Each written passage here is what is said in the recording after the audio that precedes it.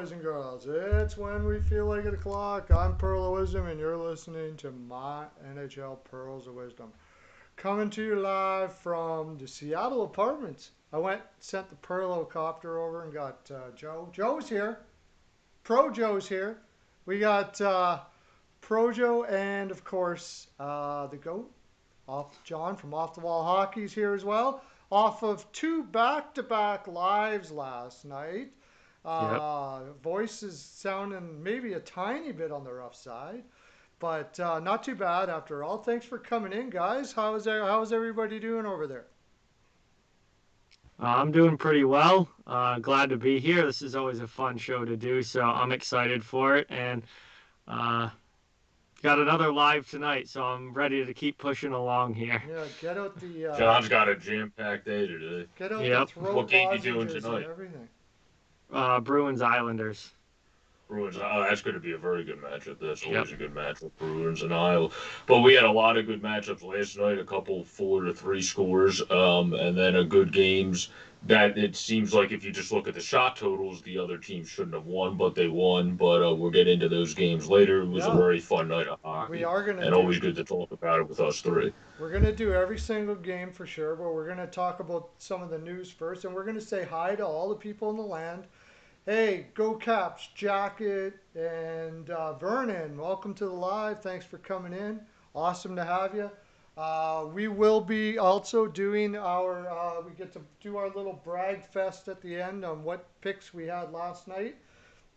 And we're going to pick our games for tomorrow as well for the last half hour of the program. I like saying Yep. program. So yeah, we'll do that. But anyways, the big news yesterday, crazy news. Didn't see it happening quite as fast as it did, but I was kind of intimating that it was possible that it could happen. Julian and Muller, right? Let Yep. go in Montreal. So I'll start with John here. Was this a surprise to you? Did you see the writing on the wall here, or like how did that work for you? I wasn't overly surprised. I personally would not have made this move. I wouldn't have done it myself, but the Canadians are a franchise that are known to make quick reactionary changes like that. They've done it throughout their history, particularly their recent history. Mm-hmm. So I wasn't overly surprised by it. The team's 2-4-2 in their last 8 games. They've really been slumping pretty bad. So um, it wasn't I was slightly surprised just the timing of it, but I wasn't overly surprised by it. But it seems like kind of a desperation type move here by Montreal to try and get things turned around pretty quickly. And the only way to know if it's going to work or not is to see how they do the rest of the season. Yeah. Yeah. Well, the Gillette people, since they took over from Molson, seems to make these type of moves, and this does seem like an ownership type move. I just don't see Bergevin firing a coach at this time because they had a rough time against a young Ottawa team. I don't know if that's the reason why, but I will say this: it. I did read on Twitter a couple tweets were, and I know Pierre LeBrun was one of the one that put it out. The other was I think LaCroix, the dude with the really French name. That's an analyst up there. And they both said that he was not mad with the effort he saw on the ice. He just saw a team that was confused a little bit in the message, where it seemed like they wanted to step in before the message got more confused. Where even if you're winning, it doesn't necessarily mean the players are understanding the way you want to win. That could just be them saying, well, we're winning, so we're not going to listen to the extra stuff you're telling us, because what the hell do we need to do that for? Where I think that's some of what, from reading different things on Twitter, Bergevin and others were saying, it wasn't that they weren't putting forth the effort, it was they weren't necessarily listening to the system they wanted to have go forward. Yeah. Not everybody, obviously, but just certain guys on the team, they were able to get the message through. Obviously, pretty important guys. Do the thing on Julian? I'm not going to say, and there could be something to this. he in Boston, the message that sort of resonated on his way out of Boston was that he didn't let his players be creative enough. He kept them in a little box, maybe, and played it too simple. And it's possible he went to Montreal and decided he was going to try to change his philosophy up a little bit. Another guy that got this a lot was Dwayne Sutter in LA, who won 2 cups. They play, because when it comes playoff time, creativity kind of goes out the window in a lot of ways, anyways, right? It's generally a more simple type game. So guys like Sutter and Julian say, well, if we're going to do that, why don't we prepare for making it there instead of having to change when we get there, right? But so maybe the message has been something like Julian isn't able to hold on to this. Okay, you guys free flow a little bit, and I'll let you have fun message. He's trying to send it, but they're not really believing it. Something like that. Yeah. Jacket and Hockey Rumor said there's an echo with mine, so I think you have to turn my source down. Is there an echo with yours? I don't have your That's source. what he said. Oh, maybe I do have your source on. Okay, I'll check that up. But you guys keep on yapping there. Yeah, another thing with Julian when he was in Boston that he kind of got knocked for was how he handled young players and how he kind of always leaned on the veteran guys and didn't give young players a huge opportunity. And Montreal has a lot of young guys coming into that lineup. Suzuki and Kotkaniemi down the middle. They've got some other young prospects coming up the pipeline that should be here pretty soon. They've got young guys on the defense, Victor Mete and Romanov coming over from Russia. So, maybe his handling of young players was another issue that the team saw and was like, we got to go in a different direction here. I agree with you on that, John, but Hockey Rumors. Yeah, I was going to say Hockey Rumors, though, said Mete's Alvarez. So I would already think they're making the same mistake over again because he might be scratched in the new coach's debut, where he's been playing solid when he's in. Where this team just seems to bring in, do moves, and then you're like, well, that didn't really fix anything because the guy's doing the same damn thing the other guy was doing. So why did you make this move in the first place? And that's not the first time. I feel like I've said that over the years, just obviously before would be when I was just talking to friends about it. But if he's still going to sit a defenseman that's still young and underrated and developing for no reason, really, when you don't have the best other guys to fill in for a Mete, because when you put him in, he played 18 or some change, 17 at least minutes. I still don't see why you do that. Evans, if he's out, that's a little bit different. If you want to finagle the forward lines, you expect that. But sitting one of your actual top 6 for sure defenseman, probably top 5 for sure, it doesn't really make sense in your coaching debut. And it seems like he's making the same mistake until his agent stepped in that Julian was making early in the season. Yeah, they're still saying an echo. I just did an adjustment there, guys. Tell me if it still maintains echoing. Shouldn't. Everything should be lined up pretty good here. Good, there we go. Yeah, I got rid of it. Okay, look at me being all techie and stuff. Wow. Jeez, solving tech Pearlo, issues. the producer, will get hired at ESPN or NHL Network to start producing the shows. I think I got this now. Okay, so those are the 2 things coming out of Boston, right? He wasn't playing with his young players enough, and it wasn't. It was causing a disruption in the room, and maybe the same thing is happening. You got a guy like Mete. Mete pretty much asked for a trade too, didn't he? And Bergevin came out and said, "We're not doing that." Yep. And then next thing you know, Mete's on the ice pretty quick. So you start to see maybe some butting heads of philosophy here, and I don't know what you do though. Does Edmondson? I mean, Edmondson to me has been what I thought he was. He's a 5'6". He does well. He shouldn't be playing in the 3-4 spot. Is he afraid to make to let Edmondson sit every once in a while and bring Mete in? Should they? It's part of the problem. Also, is the fact that you brought in a guy who's going to take the ice time from Mete, right? That's what you sign Edmondson That's a to good that. point. You're going to Yeah. play him, right? You're going to Yeah. sign him to that much money and you're not going to play him? That doesn't make any sense. So that's part That's of a the good problem, point. too.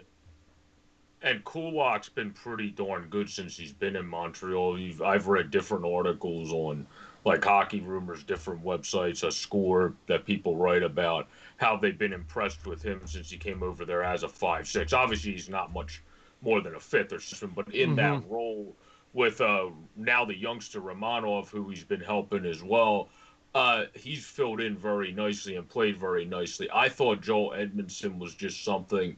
It's not that he's a bad defenseman when he's in a position he needs to be in and put in the right position. I mean, he's a plus 18 this year, and I know plus minus ain't everything, but that's pretty damn good. And then he has 5 points, so he's doing his job. It's just when you have a guy like Mete that's young and you want to give him the ability to flourish and blossom into what you think he can be, like you just said, Pirlo, why are you getting someone that's just going to clog him and like not allow him to actually succeed to his fullest extent?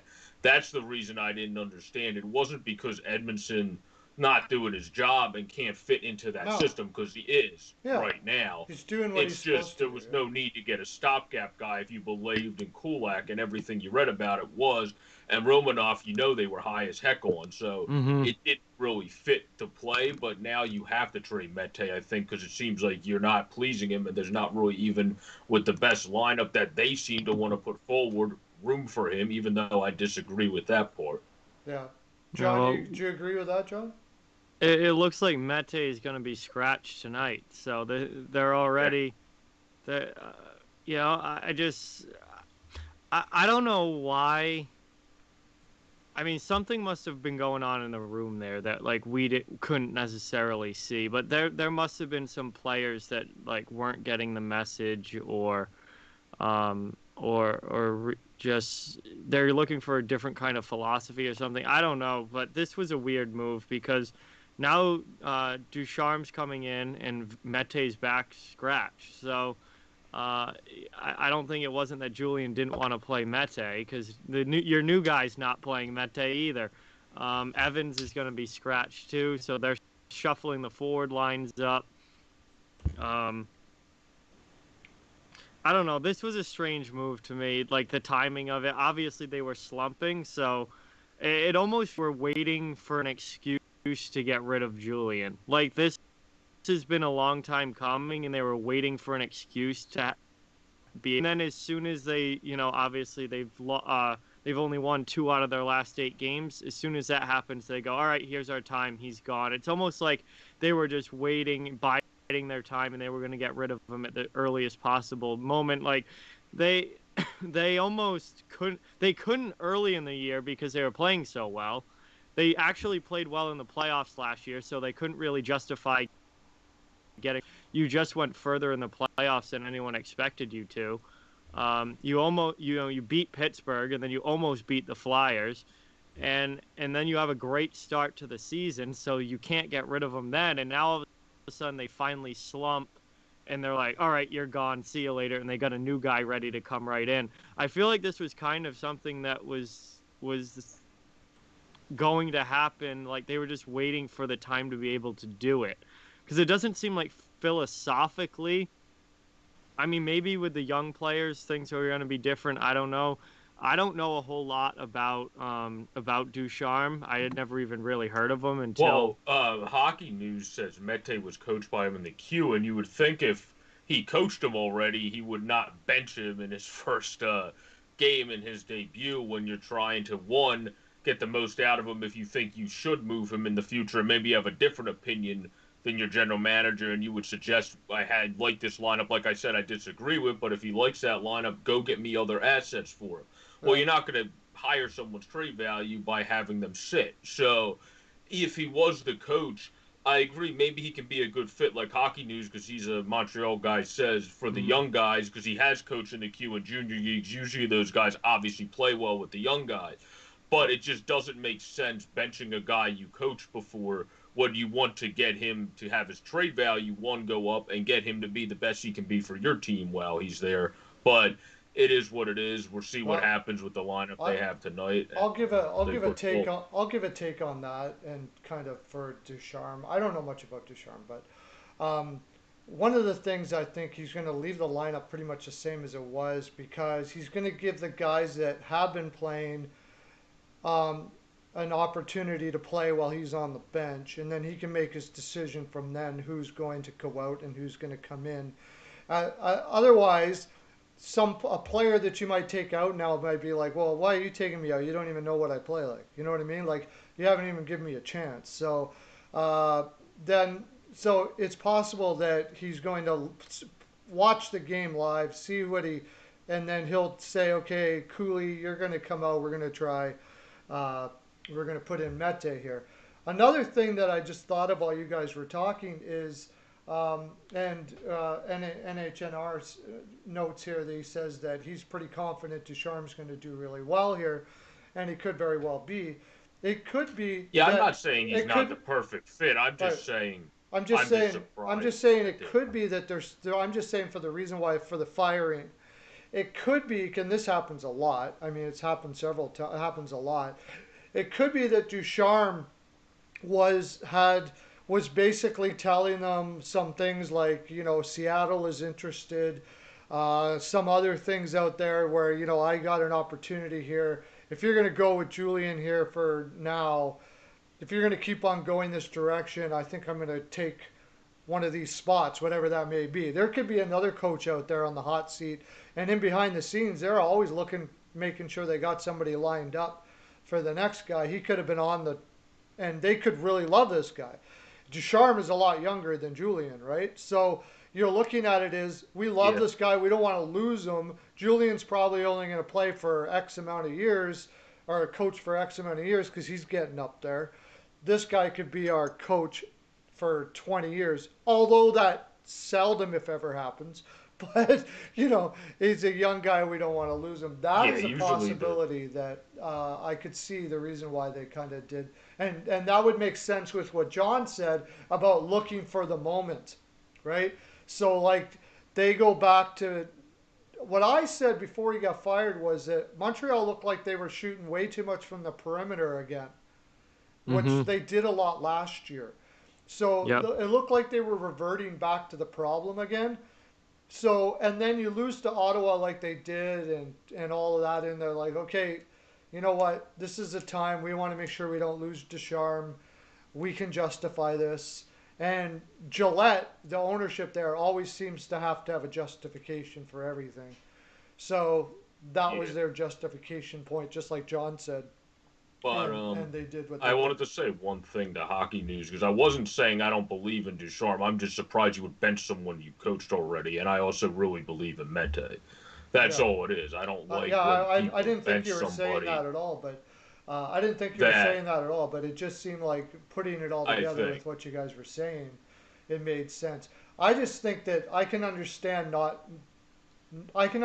benching Mete for at least one more game. As a coach in his position, he's going to give the guys that have been on the ice a chance. Maybe it's So, because he knows him to message more. That's the other side of it because like he has had a previous relationship with him. That could be the flip side of it where if you get benched by a guy you previously been coached by, you can kind of know what his mindset is with somebody and kind of what he wants you to do. Where Julian is a guy that he was learning in the NHL level as he's still learning the NHL level in a weird limbo period of wanting to get moved from a team, wanting to move him. He wasn't originally playing until his agent stepped in.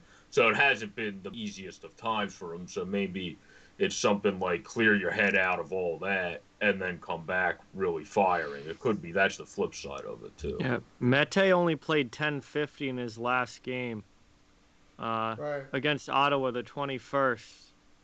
So then Mm-hmm. he must have he sat for the last game against Ottawa. He's played 5 games this season and doesn't have a point, and he only played 10:50 in that last game after playing almost 17 minutes the game Yeah. before. So he was obviously kind of falling out of favor to begin with. Then they sat him, and it looks like they're going to keep him out tonight. So Ducharme's at least not bringing him in right away. And NHNR and Hot Take Hockey said that Ducharme was the coach for the World Junior team? Wow, how do I not know that? And also, he coached Drouin in Halifax as well. And Yeah. so that could be a big factor because they certainly need to get Drouin going there. Somebody needs to. He hasn't been going his whole career yet.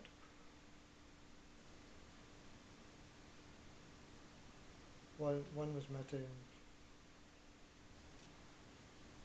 Yeah, he played in the OHL. That's right. So, anyways, uh, yeah, there's a whole bunch of reasons why these things can happen. There's like I did mention that it did look like they were reverting back to the way you don't want to see Montreal play in Yep. some ways, and that happened the last year. So it's very reasonable that they could go like, okay, that's it. We don't want after doing everything they did for this team, right? The last thing they want to see is them reverting back to the problems they had last year, because Hmm. these moves were probably made to correct all of that, and here they are back to the same thing, playing, shooting from perimeter too much, shooting from everywhere. And Julian is that type of coach that stresses shooting. Um, so yeah, I guess that, and I think there's something to this possibility that Ducharme could be on his way out to another organization, and since he was in with he wanted to get a chance to try out Drouin and get the best out of him, because let's face it, right now, and I'll go to John on this, they Yep. look like they got to trade Drouin, don't they? As it stands right now, do you if he doesn't get it going, how can you know he's in a position. They're in a position now where they're paying the guy $5 million a year, and he's just not producing enough. Yeah, they definitely need more out of Jonathan Drouin, but Drouin hasn't, he hasn't been the guy that he was supposed to be really at any point in his NHL career. Yeah. He does have 12 points this season, but he only has 2 goals. Mm-hmm. And again, Montreal was scoring a ton of goals early in the season, and lately they've completely fallen. Their goal scoring has been cut by more than half recently. I was just right before Julian got fired, I was going to be doing a video about what's going wrong with Montreal, Oh. and then I ended up adding it into the Julian video. The first 10 games of the year they scored 44 goals. In the last 8 games they scored 17. So it's I mean the goal scoring has been cut by more than half in the past 8 games from where the rate that it was at to start the year in their first 10. And if you look at what Drouin's done this year, he only got a couple of goals. He has 1 point in his last 5 games, and it Yeah. was a goal in the game or not last night, 2 nights ago against Ottawa. Yeah. That's his only point in the last 5 games he's played. The first game against Ottawa, the 21st, he only played 9 minutes and 11 seconds. So he played under 10 minutes that game.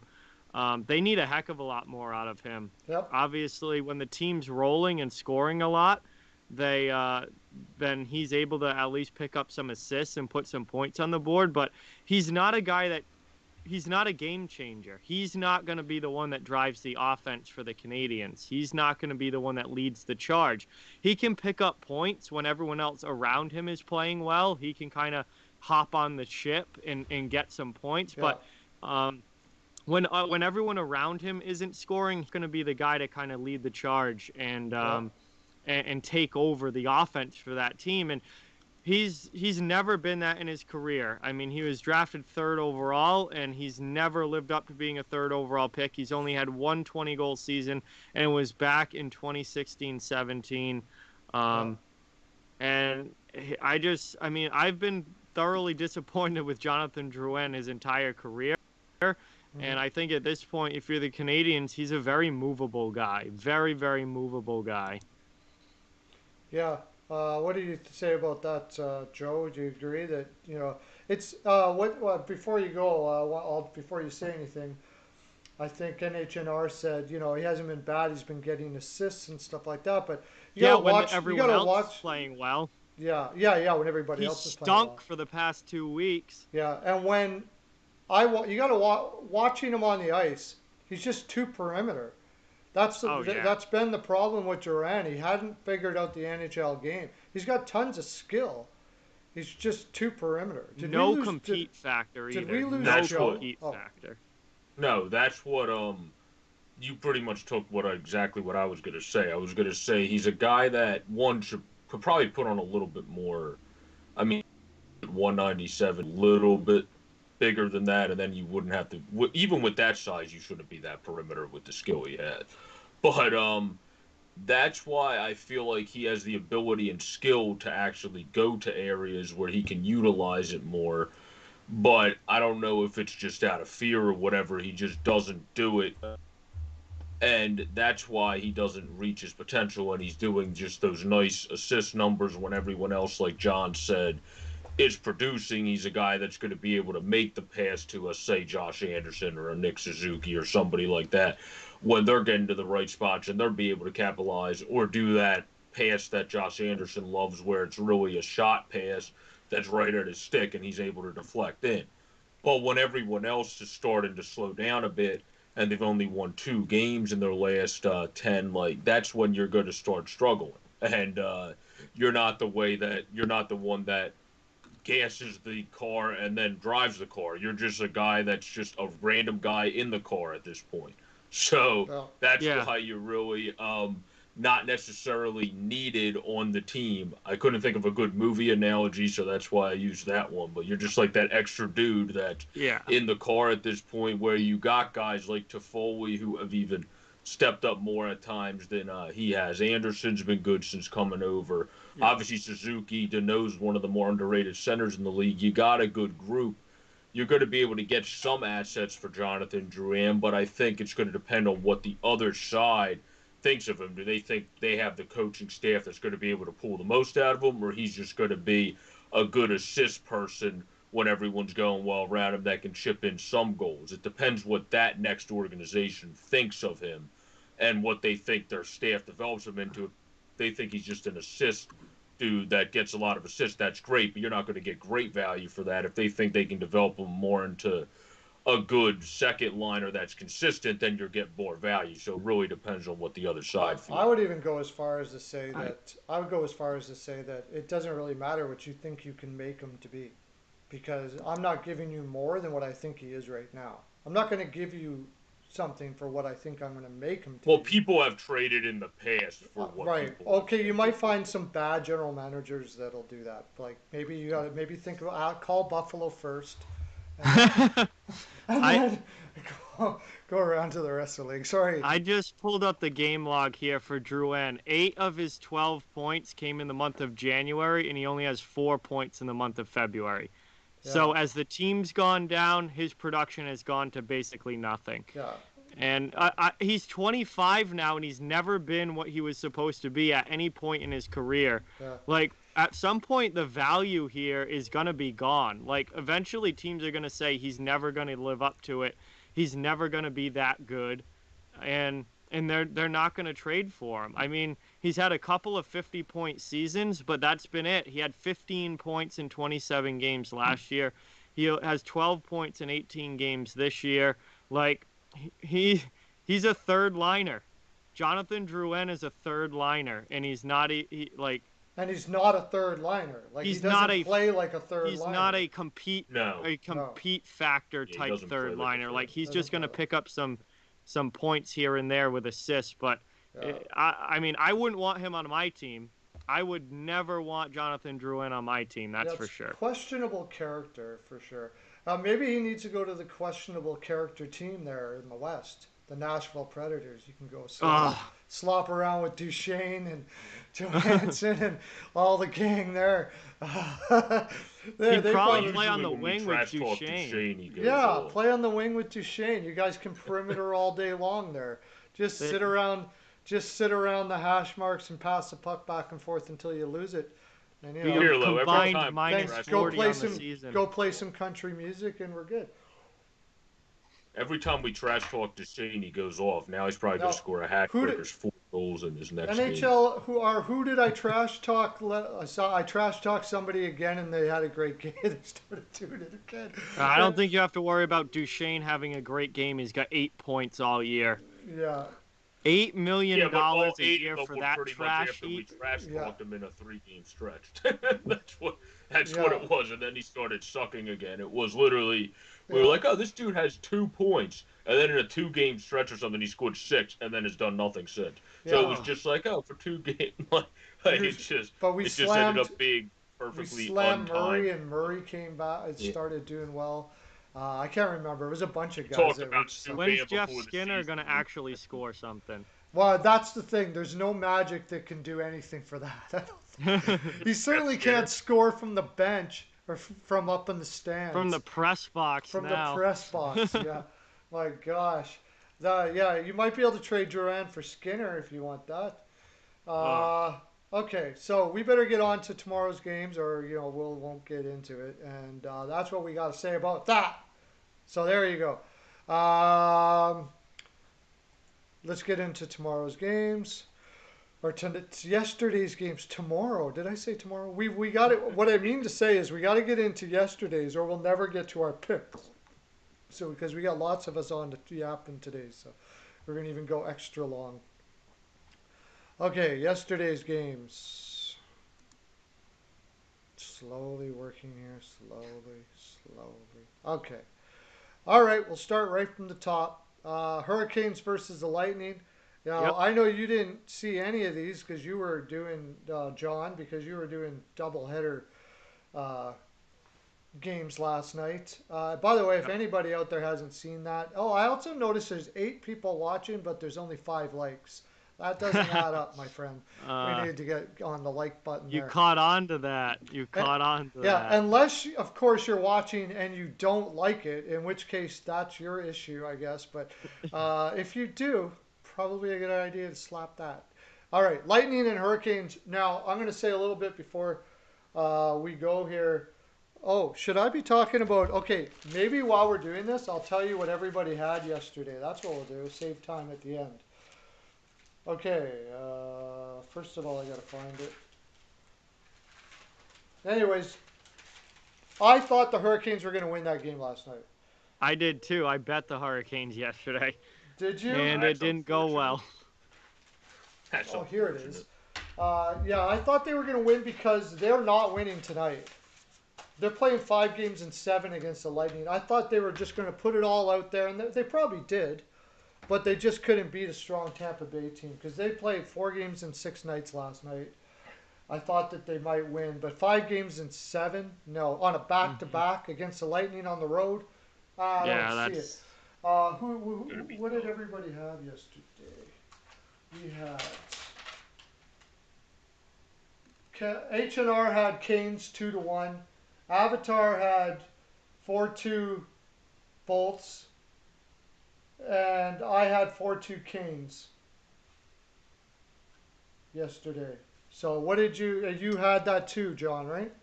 I thought Carolina was gonna win yesterday, yeah, and they did not. That was such a classic like Tampa Bay, just like we're the better team and we're gonna win. Like Vasilevsky completely shuts them down, and Tampa like Ross Colton. Who the heck is Oh Ross yeah, I was going Colton? to mention that. I didn't have time to look it Ross up Colton today. scoring his first Comes goal. in first game and scores his first goal. Like, And he oh played my nine god. minutes. He played 9 minutes. He Yeah, was. which is decent for your first game as a fourth round pick that nobody knows coming up the ranks. Like when you that means the coach has some trust in you playing almost 10 minutes in your first game as a run of the mill player that made his way up the ranks. Yeah, this game was on when I was picking up Caroline, so I didn't This have. game was on when I Flyers game, so I only watched So the none of us really recap. watched this game. Yeah. But Nedeljkovic wasn't the problem by the looks of it. He seemed to do well. And that was kind of the reason why I thought they would win this one. They would It just go didn't hard. seem like because I watched the condensed game and I saw in that as well as the recap some saves that he made that were pretty good saves. I think this team was just exactly what John said. The Lightning showed their dominance. They showed that who they can be, And like you said, Pearlo, they played 4 of 6. I mean, Carolina, eventually the tiredness is going to catch up. You're going to have those heavy legs, and it looks like that's kind of what it was yesterday. Yeah, And the Lightning, with their quicker legs, were able to take advantage of it. And now it's going to be a lot easier for them to be able to steal both of these games. yeah. Since I agree with you guys, I would have thought Carolina had a much significantly better chance to win the first one than the Yeah. second one. I say Hmm. smart of them for putting Vasilevsky in last night and then putting McElhaney Agreed. today against the more tired Carolina team. So yeah, it doesn't bode well, but I'm Carolina will get their chance back, I'm sure, but I can't see them beating Tampa today on 5-7 if they can't beat them on 4-6 with Reimer and net. Well, we'll talk about that when we make our picks. But since we all didn't see that game much, we'll move on to the next game. Uh, I also this was on at the same time as well, so I didn't get to see Yeah. this, but I did talk to some people that watched the game, and the Panthers really outplayed the Stars in the in this game. Yeah, Apparently, 43 it's just shots. Hudobin was stupid. Just Yeah. Hudobin was stopping everything. Yeah. This was a Hudobin show type game for Dallas where, like we saw him in the playoffs last year, he can just take games over and dominate, and that's what he was able to do. I mean, he made 43 saves, shut out the Panthers, and Yeah, Dallas was able to get the goals that they needed, there you go. So and it was a big win for the Stars who needed it because Dallas was struggling a little bit. So for them to get a big win over a team ahead of them in the standings, that's important for Dallas as they're up to 16 points now, and they've got games in, or they have games in hand on pretty much everybody else because they've missed so many. They've only played 14, so that's a huge win for the Stars. yeah, Yeah, I it was agree a big with. win. Yeah. Okay. Sorry, I go was gonna ahead. say I agree with John on that. Where I've watched usually when I get home, whenever I'm doing anything, like I said, I was busy yesterday covering the game for the Flyers, but the for Flyers Nitty Gritty, check them out. They do great stuff for the Flyers over there. Um, I watched this game because I pinpointed. I looked at everybody on Twitter; they were going nuts about Hudobin. So I was like, "Well, let me skim through different parts and watch different parts of this game." The dude did. He was literally the playoffs all over again. It was like him stepping in and going, "Nobody else is winning this game. I am taking the crown. I am." Literally, probably how his personality is. I am the king tonight in a joking manner because we know how funny Hudobin is when you Yeah, see him in Yeah, interviews. And it was great to see him step up again. It was great to see him have a great game, but obviously this is not sustainable. But they were able to beat Florida in a Montgomery-esque win, which I thank John for before the show because I honestly forgot their former head coach's name until he reminded me. Didn't like his style that much, I forgot his name. But they got a style of his win, and they were able to pull it out. It's not going to be long-term sustainable, but you beat Florida, and the Florida that is flourishing and not the normal Florida Panthers that are one of the just mediocre teams of the league. They're now proving to be one of the better teams to beat in the league and a team that shows even not having your best game, you can beat them. And that's what the Stars showed in this. They're going to have a lot of games coming up, as John said, with a lot of games behind the rest of the teams in the league. But they showed that they can persevere through a game that they didn't play their best overall and still pull out with a win. And that's something that I think is big moving forward for them, who have had a really weird season with a double whammy of COVID, and then, of course, wishing everybody well in Texas, the weather down there. So, yeah, um, yeah. Again, this is Florida is now going to go up against Dallas. I think tonight on a ball in the same situation as Carolina with Tampa Bay. 5 games in 7, and that was the thing is the last night they played 4 games. They were on 4 games in 6, and they outplayed Dallas. So they outplayed them, but they lost, which is unfortunate because they're throwing everything they got at that hmm game, thinking that there's in the back of everybody's mind when you're doing 5-7, which doesn't happen in a normal regular season, right? 4 games in 6 is crazy. 5 games in 7 is pretty much impossible. So if you're going to have to do that, now the one thing I got to say though is they don't have the travel that they normally do, right? Because yeah, you're playing in the same city. So Yep. you could actually make an argument that 5 games in 7 is like the 4 games in 6 of in a regular season. So this Mm-hmm. is this is the one where the fatigue really kicks in, and we'll see what Florida does. Somebody says, "Jacket, thanks for coming in. Nice to have you, my friend. Uh, awesome that you're here." Um, this is going to be the gut check game. I'll tell you what, if Dallas loses this game tonight, or even looks like they're outplayed, there's some issues. They cannot be looking like they're outplayed by Florida tonight. That's what I would say. Well, Um, Florida this season has been the much better team to Dallas, though. So yeah, I but feel when you're like playing Florida. 5 games in 7, nobody. If I'm a coach and I have a team that's playing 5 games in 7, and my team gets outworked, you're going to be bag Mm-hmm. skated all the heck. I'm going to like lose my mind.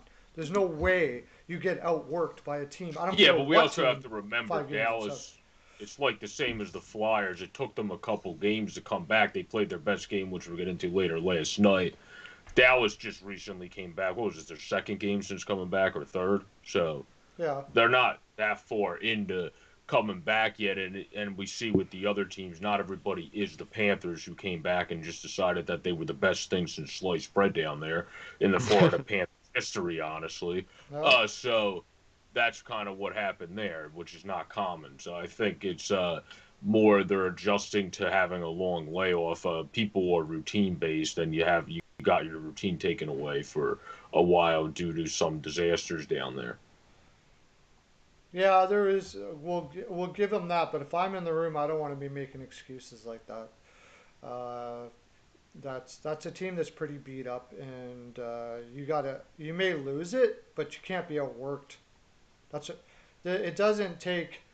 You can't be outworked in that situation. I would say.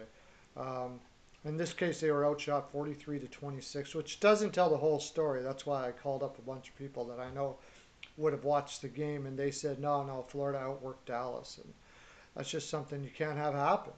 Now they also lost Forsling last night, Florida, so um, they're starting to get a few injuries there, and I don't think there's much to replace them.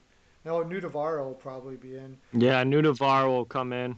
Yeah, and First Owen guys. Tippett was sat last night, which it's not something you want to see. He's been a guy that they've been bringing up for a while. I mean, he's still young. It's not terrible, but they were kind of hoping he would be take the bull by the horns this year. I think. Um, so we'll go to the next game.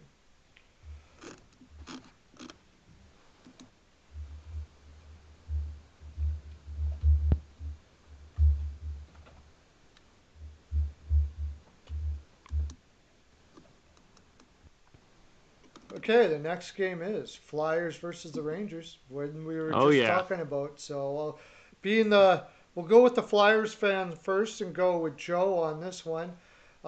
Interesting. Oh, there's one of the ones that the first thing that comes to mind is Gosh Spear scores his first goal in what 40 some games, or what was that? I can't remember exactly what it was. Yeah, and that was a nice play too, because he crashed the high slot when a puck bounced out. Where sometime we haven't seen enough players on our team be not afraid to actually go after the puck, where they just immediately drop back and let somebody else get it, and then get beat while dropping back. I've seen that happen more than a few times with our team this year, where he was aggressive and was able to wire one home in the high slot. I also didn't think after the game in the post game interview I will be telling Eric Gustafsson. So congratulations. Um, he actually played a pretty good game last night and wired home a very nice shot that G was able to tap one back, and then they rolled it around Gus, and Gus slammed one home from the point. So if you can obviously get number one Eric Gustafsson going, not just on the power play, but otherwise, that would help immensely, because that was not on the power play. That was shortly thereafter that he was able to get his goal in, which was one of the three assists by Giroux. I mean, that's a great thing about this game too. You saw the captain literally come back and not miss a beat.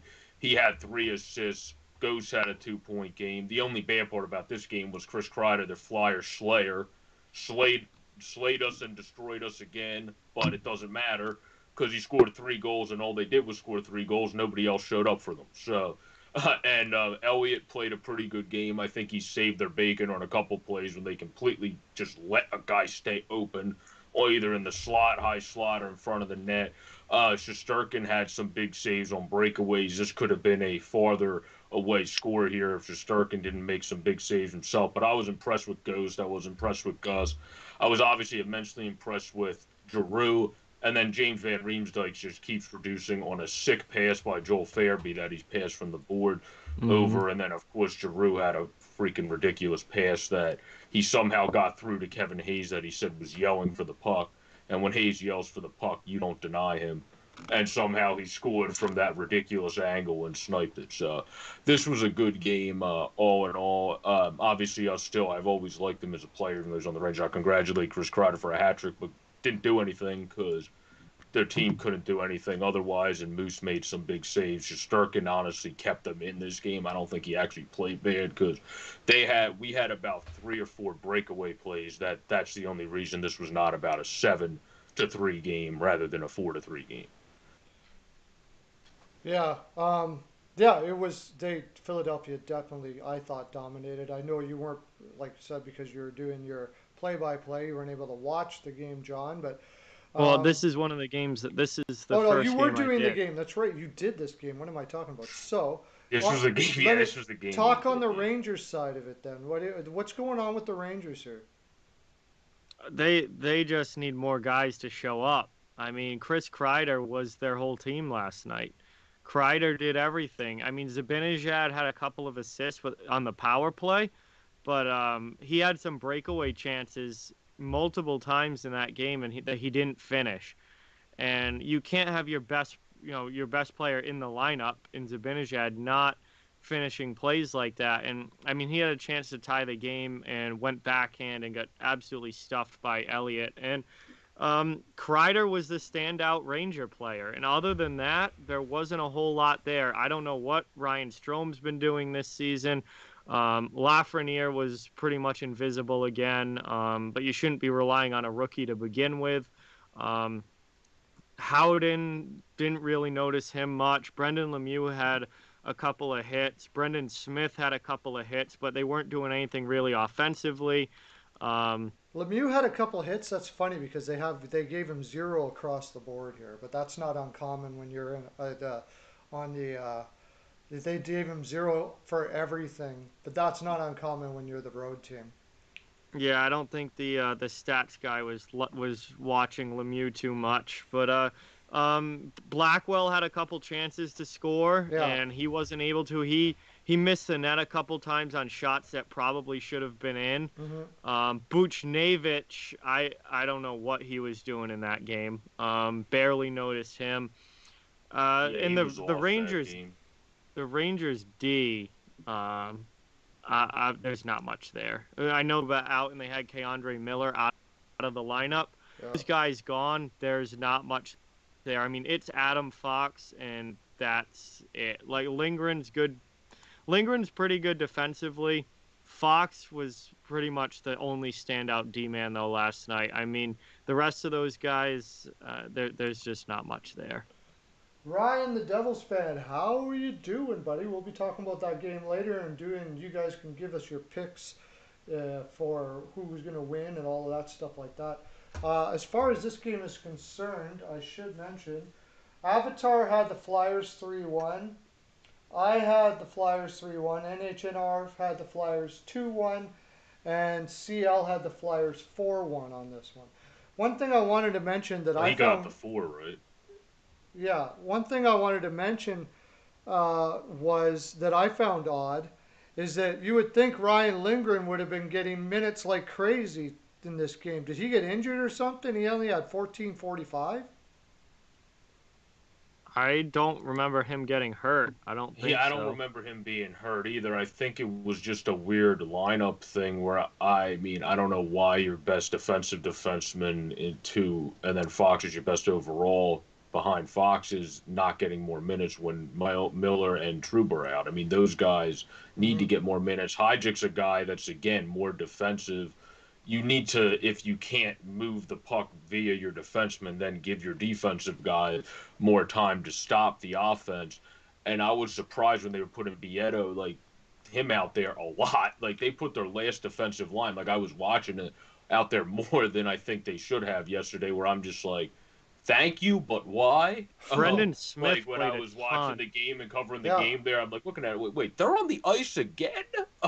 right. Like I was like, I appreciate it, thank you, but why? Yeah. Like that Bre- didn't make any sense to me either. I don't know why they did that. But one thing I have to point out from yesterday's game that was big is we gave them power plays, which is being able to actually keep it as close too. Hmm. If the Flyers didn't take a couple penalties, this game probably could have been 4-1 also. We could have scored more goals if we capitalized on some breakaways, but without the penalties, it probably could have been 4-1 also. Those penalties led to two of Kreider's goals. Yep. Yeah, I find it very odd. If you're seeing that, I'm thinking that the coach kind of saw the writing on the wall that his team didn't have it, and decided to play Potato and those guys to take a beating for the team and save Lindgren and everybody for the next game. That would be what I would think in that I situation. guess, yeah. Oh, That's He that's the he's only definitely that's, took a that's the only beating. reason why I would see Smith playing more than Lindgren. he Jack certainly Johnson didn't. playing 19 minutes should not be allowed in the league. Well, Fox played almost 20 or 23 and a half, and he Yeah, played over 5 minutes on the penalty kill. yeah. Either that So or Lindgren had a lingering injury or something, and they didn't want it to get worse, so they just let him. They stopped playing. I don't know. So it's very weird because you're right. Fox did play 23 minutes, so they weren't protecting him too much. yeah, I don't know. That's weird looking at the ice times now. Why Johnson and Smith played so much? Yeah, very odd. Yeah, I don't know why. Jack Johnson also, I know he was getting scrappy at center ice on the one play, and everybody just kept pushing him away when he kept trying to fight people. Like, no, I'm not fighting you. Like, two Yeah, separate people just completely ignored him when he was trying to fight on the one shift. It was hilarious. yeah.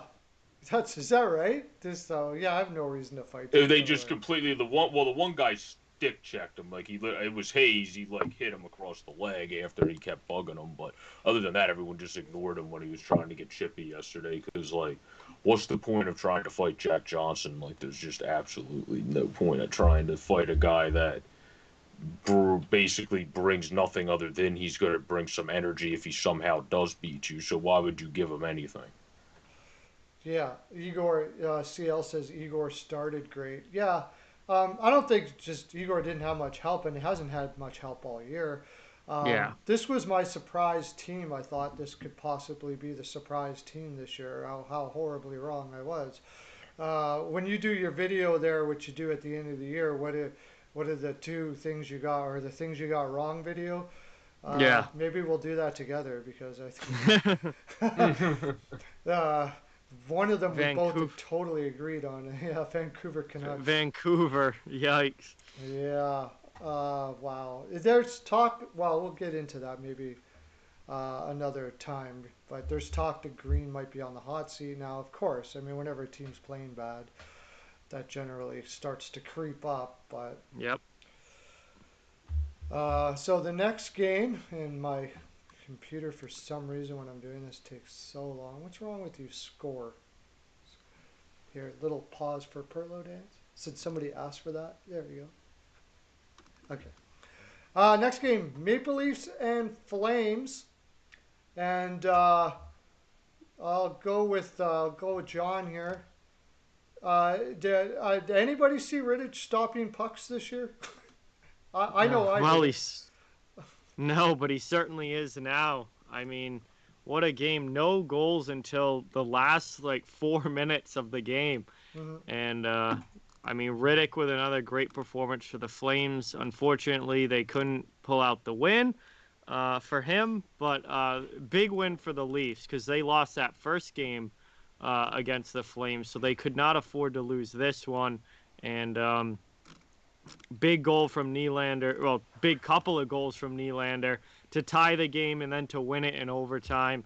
Hutchinson, I mean, you're not going to win too many games with Michael Hutchinson in goals. So, though, if you're able to pull out any W's with him in net, that's a big win for your team. Hopefully, Anderson's not out too long.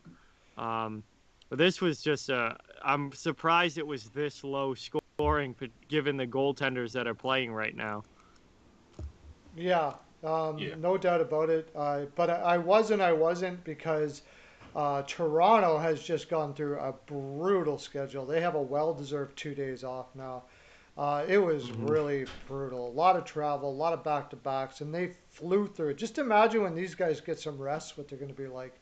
Anyways, Joe, what do you got to say about this game? If there's anything in here you like, for one thing, you're a goalie guy, so Hutchinson. I mean, outplayed Calgary both of these games.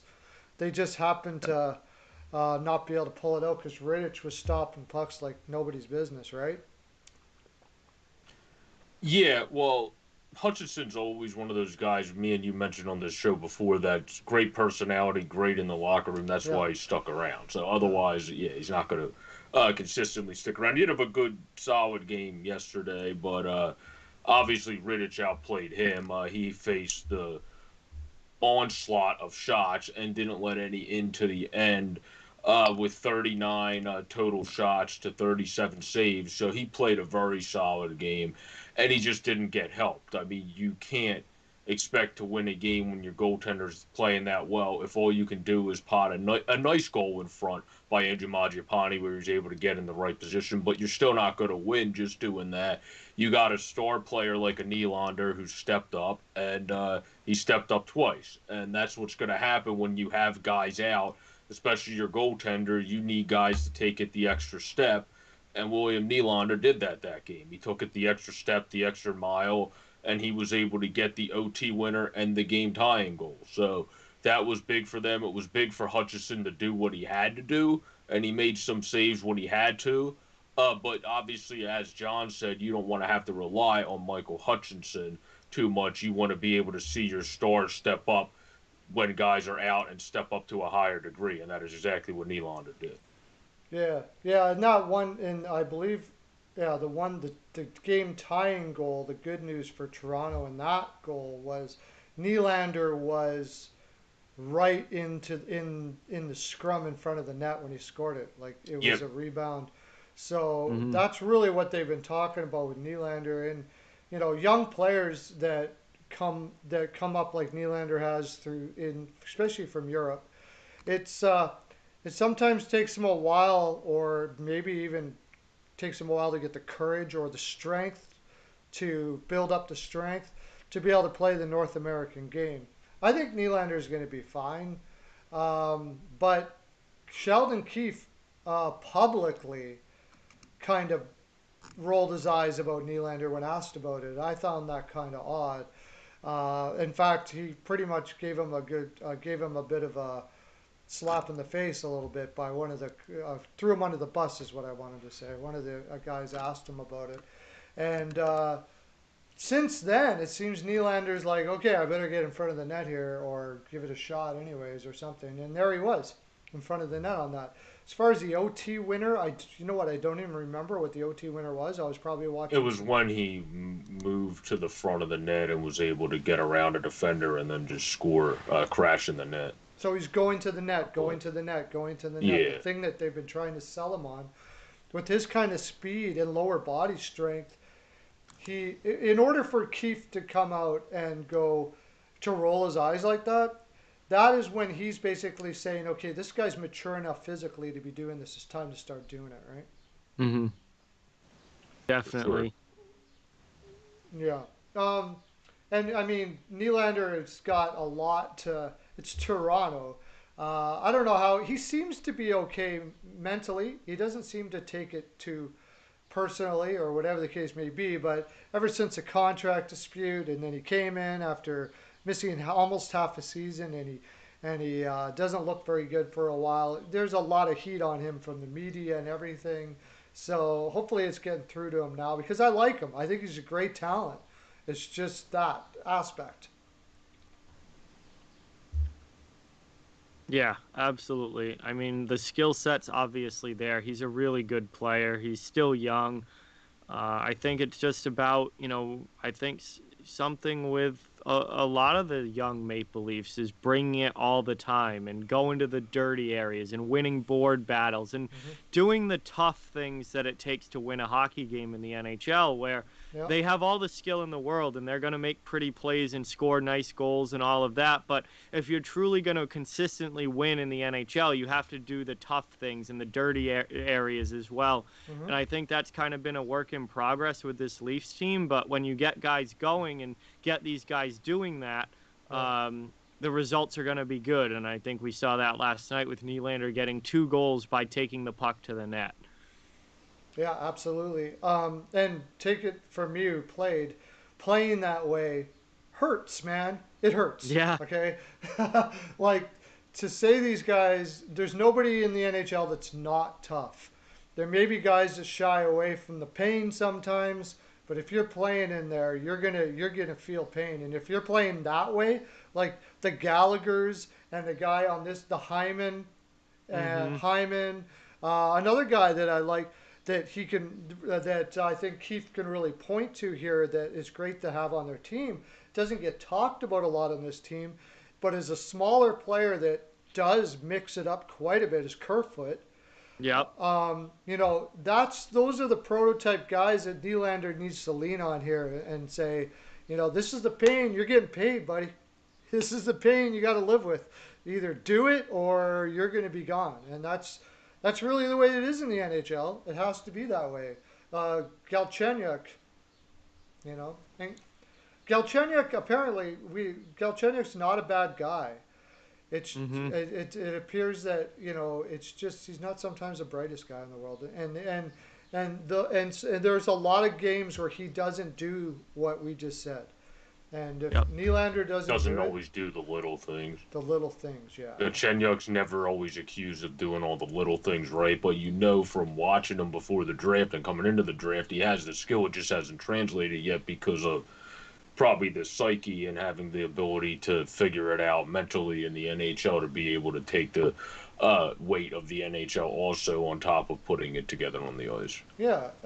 That's from what I've heard. Like he's got a great attitude. He's not a pain in the butt in the room. He's not. I thought that honestly. I heard that he was, but apparently not at all. By a lot of I listen to Sirius Radio. I don't know if you guys have that, but it's how it's like this is my life. Okay, I talk hockey for 2 hours, then I jump in Mm-hmm. my car and I put on Sirius Radio on the NHL.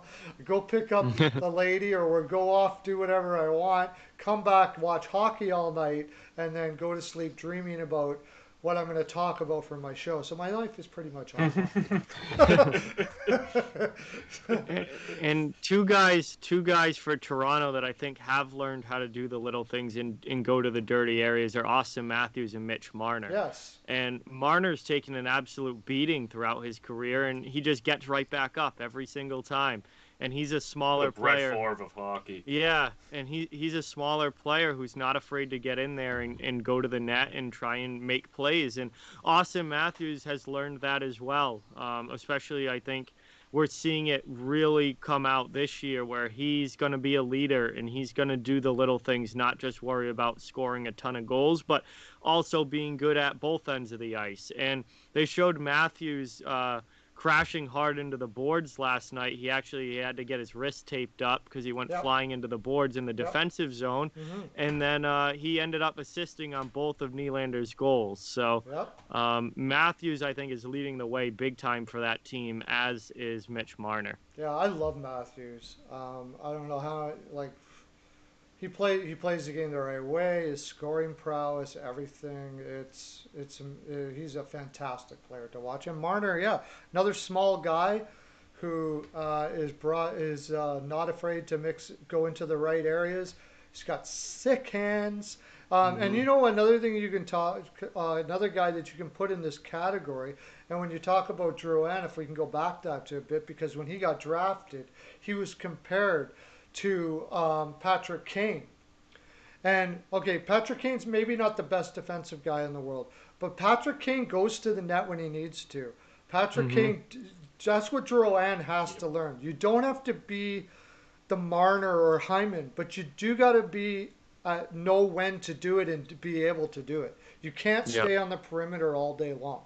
Yeah, you have to be able to get into those spots, just like you Well, were saying. Drouin was also compared to Kane due to the simple fact they thought he was going to be able to utilize his skill more than he has as well. Where Mm-hmm. Kane goes to the net when he needs to, but Kane does get his buckets on buckets of goals Yeah, due to the fact that he can also do those ridiculous spin backhanders and like yeah, has oh yeah, the skill that people yeah, saw in juniors that they're like, oh my god, I haven't seen this skill since Kane. And then with Jonathan Drouin, it got thrown out a second story window somewhere and hasn't found its way back. So that's why the people are kind of waiting to see if Drouin can at least become a poor man's version of what they thought he would become himself, which will be at most probably a second liner at this point.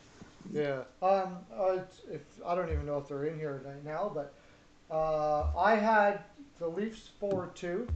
Avatar had the Flames 3-0, and uh, yeah, HNR had the Flames 6-2. 6-2. Okay. Yeah, That did not happen. that did not happen. No, that certainly did not happen.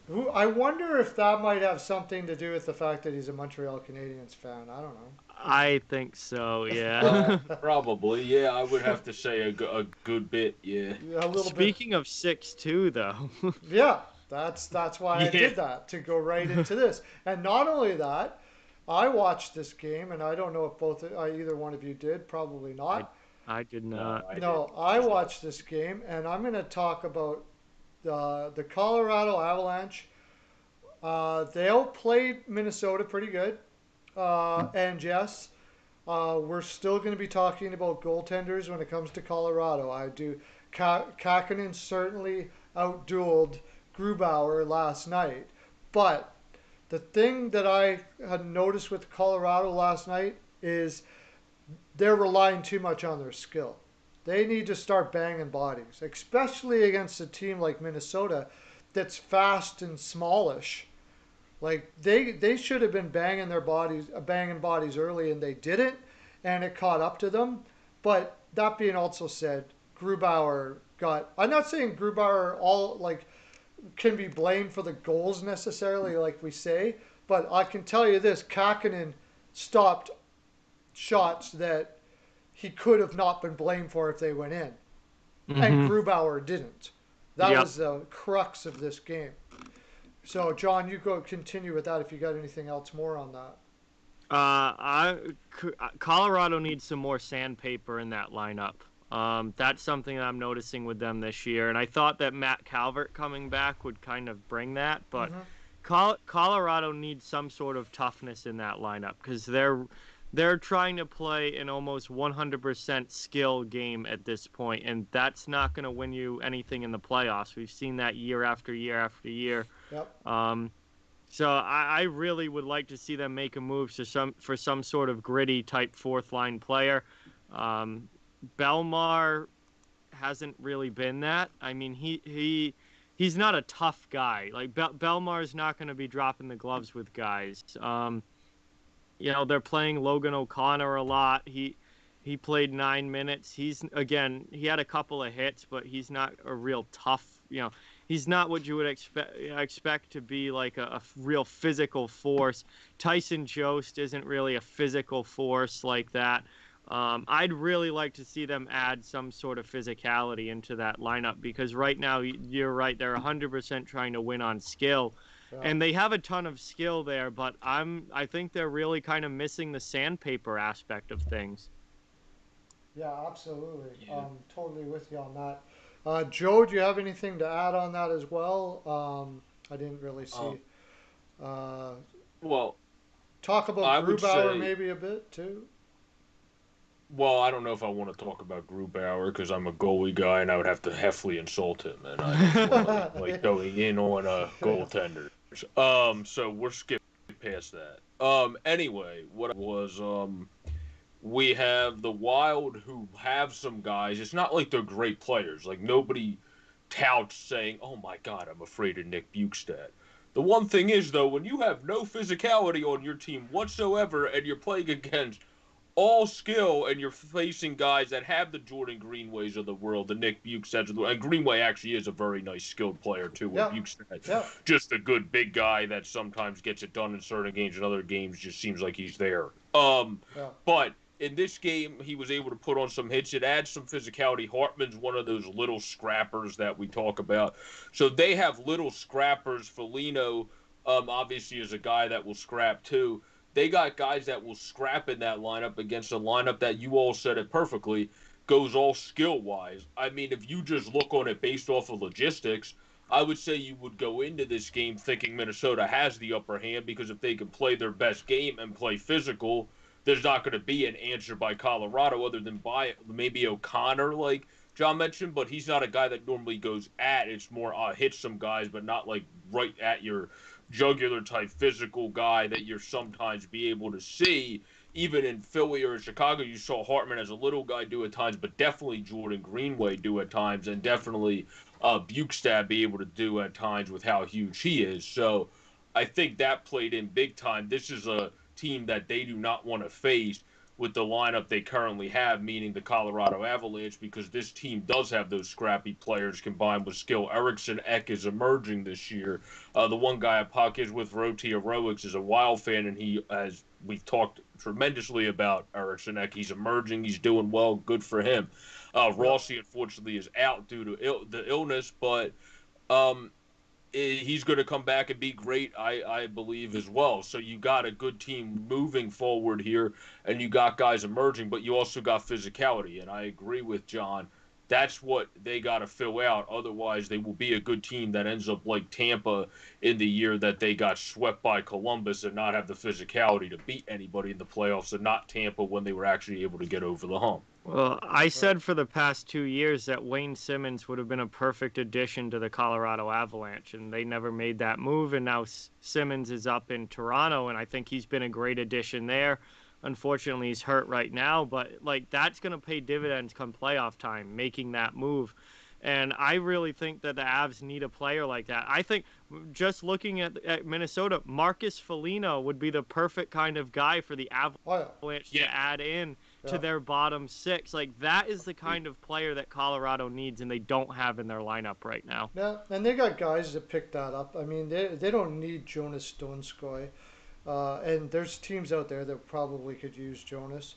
Yeah, So there's there's teams that guys would that take. can do it. But also, I would say that you could get more physicality out of this lineup. It's not a small lineup.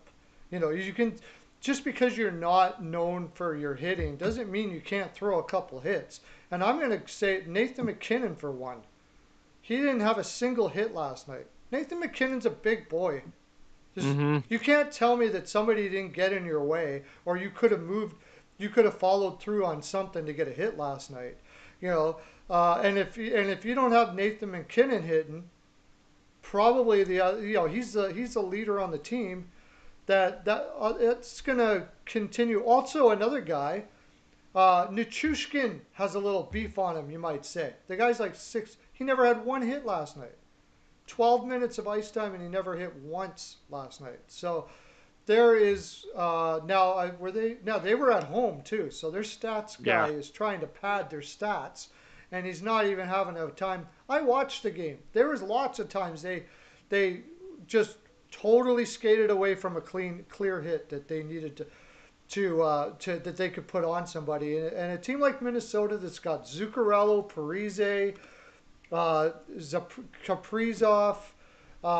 These guys are smallish, fast little guys that if you don't take them out physically, they're gonna burn you, and they Well, I Yep. did. think a prime example is when a guy like Nico Sturm is able to go through your team and score 2 goals. That just shows that your defense and your physicality ain't doing it right when it comes to physicality. Yeah, Because, Mm-hmm. I mean, he's a bigger kid, but let's be honest. Do we all think he's a very skilled player? No, he's a guy they picked up as an undrafted extra piece that they hope can become something. And in this game, he did something, and he scored 2 goals simply by just pretty much out beating somebody in terms of playing better strength wise. And he is a big kid. He's 6'3", 207, and they didn't have an answer for a guy like him even, who is not the most skilled guy, a guy that's usually just been an extra piece. He's played 13 games this year. He got both of his goals in that game. So that's why I think that proves our point even to a bigger degree. They need to get some physicality because even the guys at the bottom of the roster sheet that have size are beating the Colorado Avalanche. Yeah, Bowen Byram led the Avs in hits yeah, last he night. did, and he had a Why really is a nine? Why is a 19-year-old offensive defenseman leading your team in hits? yeah. Like, where's your physicality? Where's Landeskog? Where's Calvert? Where's O'Connor? Like, these guys have got Where's to start Where's banging We posts. put Graves? some of it on Where's the Bruins Graves? Graves, system. Yeah, Yeah. you know, especially on the defense there. I'll tell you why Bowen Byram's leading them in hits. Because he's a 19-year-old kid and knows he needs to stay in the lineup. yep, Maybe these guys need to start feeling like they need to stay in the lineup. You know, the Colorado Avalanche have been getting a lot of pats on the back and, ooh, you're so great and you're probably going to breeze into a cup this year. Maybe they're starting to believe it because something has to happen here for this wild Avalanche team that I've seen play fairly inconsistently so far. Now, why we're not going to make any excuses for them like we do Dallas, where they had the same thing where they were off for a while and now they're just trying to get themselves moving. So maybe it is that. Maybe they were off and we're going to give them a bit of an excuse. But I don't know. From what I saw last night, I need to see more. But we yep. got to get NHNR is asking if we're doing picks. We're starting that in about 5 minutes, 6 minutes. So we got two more games we got to do in 5 or 6 minutes. By All the way, right. this game here, we all had the Avs, and we all had the Avs. I had the Avs 5-2. NHNR had 3-1. Avatar had passed. Avatar passed because he didn't want to jinx his club. He's an Avalanche fan. I guess he shouldn't have passed. Yeah, don't pass. Yeah, Yeah, you jinxed your club by passing. there you Yeah, go. That's how you jinx them. You're Yeah, not they allowed to passed pass. on playing the game last night. That's a yeah, new rule. That's a new rule. No more passing on your club, otherwise it's an automatic jinx. yeah. That's right. That's how jinxes work. Uh, so Coyotes versus the Ducks. We'll do this as quickly as we can, but I watched it. It was, I mean, what again? The Ducks were up. Did they get up Well, three with three nothing goals. again? Yep, they got up 3-zip again. Again, two times in a row, the Ducks get up 3-0, and the Like Deli Coyotes come said back and win four Twitter. three. Oh boy, that's what his tweet was after Yeah. if the Ducks blow a 3-goal lead again. Oh boy, with What that I will reaction. say something that ticked me off about this game is Aiden Hill wasn't put in there till the last minute. I had the under on this game and I would have removed it as soon as I found that he was in. Not that I think Aiden's a bad goaltender, but we're Not a talking bad. about Darcy Kemper here, right? So I would have probably faded it. But anyways, what a crazy game. Send it to John. Yeah, I mean Anaheim is finally sinking like I thought they were going to this season. They held on longer than I expected at the beginning of the year as far as like trying to stay around 500, but now they're starting to sink. They're 6-10, and it's two bad losses in a row now for the Ducks where they had sizable leads and blew them both. And I think that's a pretty good example of the Ducks definitely not being, being a rebuilding team and not being where they need to be as far as competition wise. And for the Coyotes, I mean, good for them to come back from 3-goal deficits like that and to be able to come back and win. That's great for Arizona, and Arizona's been a lot better this year than I was expecting. Um, Yeah, they're they're getting hot. more offense. They're getting more offense than I thought they would, and they're finding ways to win games. And it's not always pretty. It's not almost ever easy, but they're finding ways to win games, and they're keeping themselves above 500. And right now, they're keeping themselves in a playoff spot. Yeah, for sure. The see Anaheim is also without Lindholm and Manson right now Yeah, on a defensive line that I mean they're relying on guys like Josh Mahura. So breakdowns in the defensively seem to be likely, but the story I think, and I'll pass it to you, Joe. Here is this Arizona team again doesn't have. If once they start getting talent on this team, there's no problem with attitude, right, Joe? With Arizona, no. I mean, you came back from 2 3 goal deficits. The issue with the Ducks is if you want to blow, like they should have came back down to earth eventually. When I did that California check-in with Deli, we talked about he thought it would be the Ducks and Sharks, but I still think the Kings, and then I don't know between the Sharks and Ducks could be San Jose, who would be above in the standings. Then to call what we call the California burrito to honor California rather than the California Cup, who would take that crown with the standings there, but the Ducks shouldn't blow it like this. If you want to collapse in your season, collapse. Don't make everybody happy for most of the game and then go, screw y'all. We're going Yeah, to blow 2 3 goal leads. uh, As I kind of became a closet little fan for them too, because I've covered them for since I started last year with OT Heroics. I've been watching them for a while. So all the California teams are like my closet fanships all grouped into one second team. yep. You can't blow it like that. I understand Arizona's performed better this year, and I'll give them all the credit they're due. They deserve all the credit for coming back in both of these games. But if you're coming from the Duck side of it, you don't want to blow 2 3 goal leads to Arizona, who yes, they're doing better defense or offensively, excuse me, like John pointed out, but they're nothing special yet. They don't have all these great guys. They got Phil Kessel was one of the most efficient shooters who is not getting any younger and not getting in better shape as time goes on. So, I mean, you got a team that you blew it to that's playing better and above their heads again in the Coyotes, and that's because Tokic's a great head coach, gets the most out of them, and Dvorik's having an emerging season among others. But you should have blown 2 3 goal leads to the Arizona Coyotes. That's not a team, if you're coming at it from the Duck side, you want to see that against. And this is probably the beginning of the decline where you have defensemen out, but Moharo's supposed to be a solid young guy that they've talked about enjoying to have mix in the future, and you're yeah, not having him mix in well yet. So, I mean, it's all about that next man up mentality. You've seen it a bit with the Kings more than the Ducks this far this year. When someone's gone down, guys have come up. Even Kaliev scored a goal in his first freaking game. Well, you haven't seen that ability as much with the Ducks to have guys come up and step up when needed. And they just recently started being able to even score through 3 goals yeah, consistently. So that's another side of that equation as well. They were winning more defensively. Now all of Hmm. a sudden they're giving up leads. So it's always been something yeah. with this team, even when they're winning. It's always been something you can point to, and that's not the makings of a winning team, obviously. And nobody thought they would be. They came back down to earth. Arizona's now is emerging as another surprising team. So we'll see if they can keep that going. Yeah, a cool story that in the shootout, Trevor Zegras scored, which was fun to True. watch his family Yeah, at all least get that. up and that happened. So that was cool. Took Hmm. Phil Kessel scored his seventh. I mean, he just just ends up scoring goals, and you're like, oh yeah, Phil was playing. Uh, he's that kind of guy. Like you don't notice him Yep. until he's on the score sheet. So there he was again. Um, Jacob Chikrin scored his fifth. That guy's a beast, man. They got next year. It'll be interesting to see who they put around Jacob Chikrin.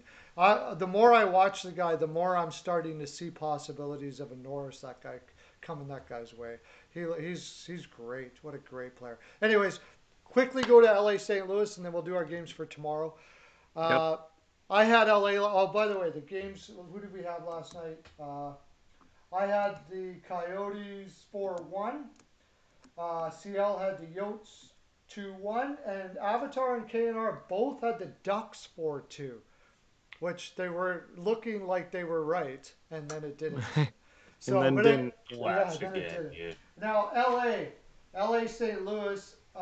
Yep. LA, I just love this team. I picked them before the season to make the playoffs, and it looks like I could be accurate on that one.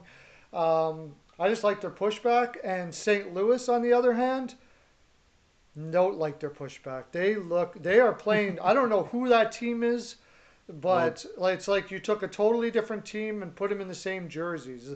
The Nashville Predators wear blue sometimes and go on the ice. That's what it looks like to me right now. at this point. I don't know. Well, the Blues are absolutely destroyed with injuries right That's now. true. Yeah. It is a different team on the ice because they have like 7 or 8 regulars out right now. Yeah. Their decore's destroyed. There wasn't a whole lot of offense in this game. This was the second game that I did last night, Mm-hmm. and it definitely wasn't the most exciting hockey. Yeah. It was a very tight checking defensive game. Cal Peterson played very well in Yeah. goal for LA. Mm-hmm. Um, and the Kings just kept chipping away, chipping away, chipping away, and finally they got a goal past Bennington. They took the lead and they scored again. Went up 2-0. The Blues tried to push back in the third period a little bit, but it was too little, too late, and they didn't have the firepower there needed to be able to come back in that game. And Peterson held the door shut, and it was another nice win for the Kings, a low scoring, tough game that they were able to pull out, and now they've won 6 in a row. And LA looks like they're fighting for a playoff spot this year. Yeah. Do you want to talk? We talked about Yeah. Peterson a lot, Joe. Uh, yeah, he's turning. Looks like he might be turning out to exactly what we thought he would. He's been learning a lot from Quick, and every time I've seen him this year, he's looked fantastic. Actually, even last year too. He hasn't had too many down nights. Yeah, and the good thing is teams have to figure out when you're a team like the Kings that has all these young guys mixed with the some vets of Dustin Brown, Kopitar, and etc. Dowdy. And Kopitar and Dowdy, Kopitar's becoming that assist freak now more than the scorer, but if it works, it works.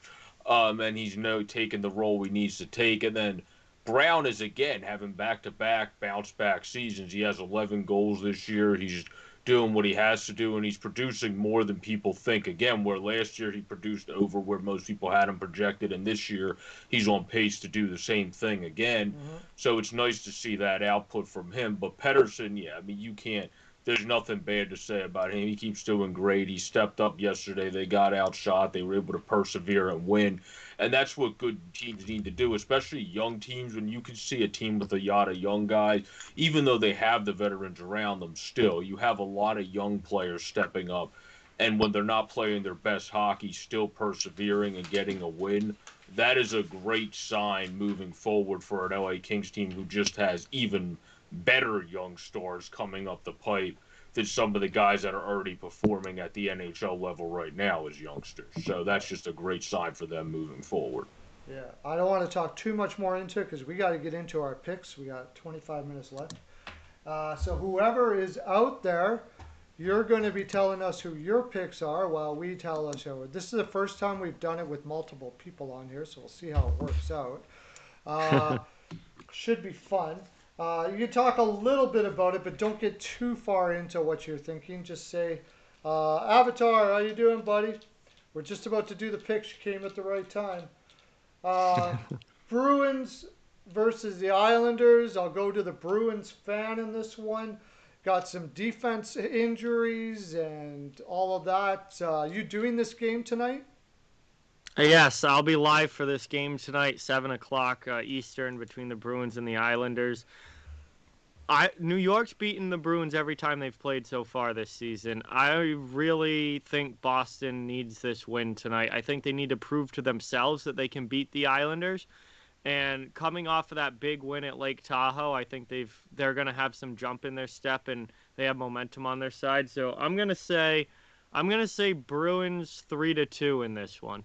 Bruins 3-2. Everybody that's in the chat there, you write down, so I'll write them down here. Jacket, CL, Ryan the Devils fan, everybody. Just tell me who you think's going to win, what the score is, and I'll write it down here. Bruins 3-2 for John. Joe, what do you got? I still feel like the Bruins, as well as John, will be able to persevere in this game. The one game was, first of all, a 1-0 game that they were Hmm. just not able, the first game of the season, able to pull out any scoring. I mean, that's one of those games that I think is one of those fluker where you just go, throw this in a trash can, light it on fire, and then move on. Where the other game was 4-2. The Islanders played a solid game. The Bruins had some chances, if I remember correctly, remember that game that they could have capitalized on. Where I think now they'll be able to really get it done. And the big thing with them is I think the Isles over the Bruins have a better chance of taking dumb penalties, and I still see it at times from their team. The Bruins' power play is a killer. It's top six, and their penalty kill is second. So even if they take some penalties, the power play is 12th of the Islanders. They're going to stop them. So I think the Bruins take the advantage there. They take the advantage on 5-on-5. With that put together, as well as the faceoff dot, they're by far best in the league. I think they're going to be able to get a lot of good possession numbers here and capitalize on the chances. So I'll take them 4-2, reverse of what they lost last game. They're getting back with the winning record this time with that score. You're taking Bruins 4-2, which is the over. The over under on this is 5. Hey, you guys put your picks in. I can't wait forever, you guys. I know you're all looking out there. Put your picks in for this game. Um, with I really think that Boston can always win. I'm always afraid to bet against Boston. They can always win, regardless of what's going on. Halak has been fantastic this year. He's in tonight. Yep. I don't think it really matters when you put Halak or Rask in, really, unless you're going to play Halak a lot. Then things start to fall apart a bit. But on a one-game thing, then it doesn't really happen that way usually.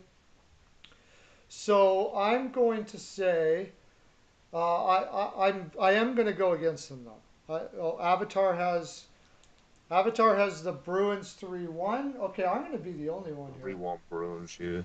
Bruins 3-1. I'm going to take the Islanders. Boston 3-0 CL. I'm going to take the Islanders 2-1. And Jackets got the Isles 3-2. 3-2. And CL has Boston 3-0. Boston in a shutout. Now imagine when we've got 100 follow watchers on this, which we will get to, how difficult this is going to be.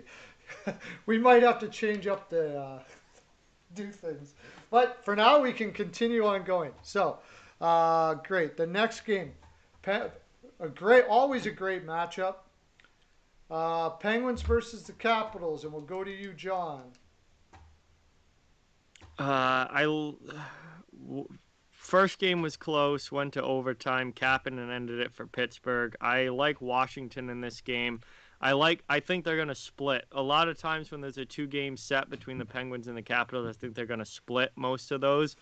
So I'm going to say Capitals 4-3 in this one. Yeah, these have been more high scoring. A lot of the Pens and Capitals game, one of them was 4-3 Penguins, then 5-4, 6-3 in one. The most recent ones were the only ones that were a 5-goal and a 4-goal total. So I would have to agree with you. It's probably leaning a higher score than a lower score. So I would just go, for me, I don't know why. I just feel because they've been able to prevail more this year and they were the ones that got the 5-goal, the 6-goal game. I still feel it'll be Pittsburgh in a 5-2 game against Washington. They've just been able to outscore Washington in most of the facets. The only game they didn't, they lost 3-1 when they couldn't score one iota. But other than that, they've been able to score better than Washington in the games they've matched up against each other. So Wow. that's why I'll stick with Pittsburgh. That's interesting. Make sure you're putting your picks in, guys. You can do that while they're talking. Or you want to listen first and then make your picks, do you? For me, I'm going to... this is a really tough one because they played each other so tough. The last game you and I did, John, right? Yep. I got to be the quote analyst dude, which is another way of saying sitting there listening to John talk and then finding stuff to say in between. But it was lots of fun.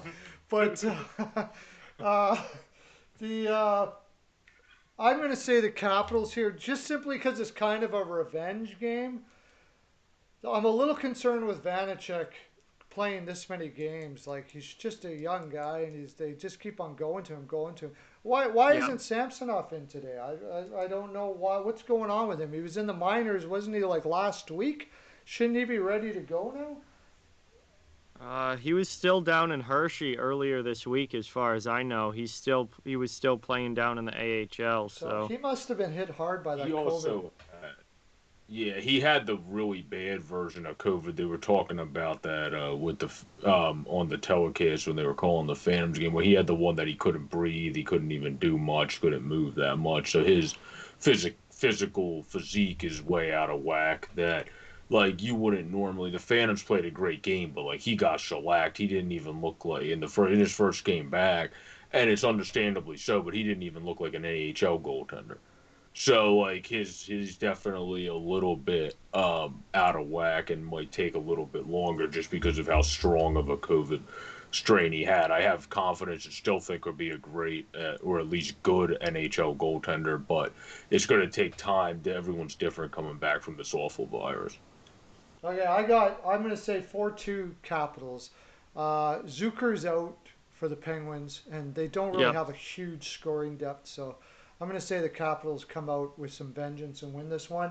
What do we got? CL taking 5-3 5 3 Capitals. Caps. Jacket 4-3 Capitals. And Jacket 43 Capitals. See, they're just waiting, and they're going to take whatever I take. I know that's not true because they always do something different than me usually, but it just so happens this time. Okay, next game. What do we got? Somebody tell me the game so I don't have to go back over there. Carolina, Tampa Bay. Okay, Carolina. I'm going to go to a different page because I'm going to run out of room here. So Canes, go ahead, John. Let's see. Carolina's played a lot of games recently.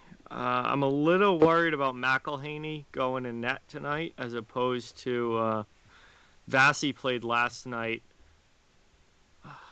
I still like the Lightning in this one, but I think it's going to be a higher scoring affair. You've got Reimer in for Carolina, I believe. You have McElhaney should probably be playing tonight for Tampa Bay. I haven't seen the official word on that, but all of these games in their season series so far have been pretty low scoring. I feel like with that goaltending matchup, it should be a little higher scoring. I'm gonna say 4-2 Lightning tonight. Okay. And Joe? I think when it comes to the Lightning, they'll be able to play well enough around McElhaney and be a little bit more, have a little bit more batteries under their skates and actually be able to move on the ice and not be dead legged because of how much they played. So I'll go with them 5-3 because I think this will be higher scoring just based off of the goalie matchup. So I could see 8 total goals. So I'll say 5-3 Tampa Bay. Okay. Now, you guys, if you guys wanted to have bragging rights, you guys left and came back. I saw you. I saw you go and then come back here when we're doing picks. When we're doing the games, we tell everybody what you got. So if you want the bragging rights of what you got to watch the whole programming here. Okay. I don't want you all going off willy-nilly into other places there. There's nothing more important than sitting here and staring at your computer and listening to what we have to say.